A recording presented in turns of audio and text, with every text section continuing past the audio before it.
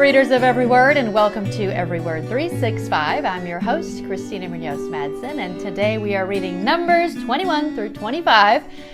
Well, we've gone from Moses not getting into the promised land to God sending poisonous snakes. Yikes. Is everyone doing okay?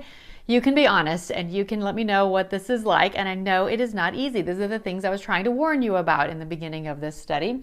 We've talked about God's wrath and anger, but does anyone else get super annoyed with the people? They live through and witness not one, but many miracles, and yet they consistently turn away from God and start complaining. Sometimes I want to yell, "Open your eyes" to them. But that's when I realize that I am no better than them. I have absolutely witnessed God's hand at work in my life, not once, but many times. And yet, when things get tough, I find myself asking, "Where are you, God?" So it's always good for me to reread these stories and pray to get rid of my own pride. And what did you think of the story of Balaam? Pretty crazy, huh? Talking about a talking donkey. Two things really jumped out to me. The concern regarding anger. Do you struggle with controlling your anger? And if you still think God can't use you for his work/glory, I certainly hope seeing him use a donkey convinces you otherwise. Anger has a way of curtailing rational thought, and perhaps he was so intent on exerting his dominance over the animal that he lost the ability to think clearly.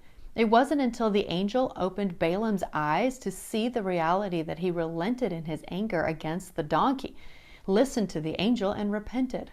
Verse 38 tells us that Balaam went to Balak and told the king, "I must speak only what God puts in my mouth," which just goes to show that God can use anyone, even a donkey and a rebellious prophet, to do his will and speak his truth. And that is from the link that I shared from Got Questions. If you personally struggle with anger, see if these links can offer you some help. There's a link from Got Questions about what does the Bible say about anger. Remember, anger in and of itself is not a sin. It's letting it control you or having you act upon it in sinful ways. And in your anger, do not sin is the other link that I'm sending. And hopefully these can help you out, because anger can be very devastating to relationships. Tomorrow is Numbers 26 through 30. Happy reading.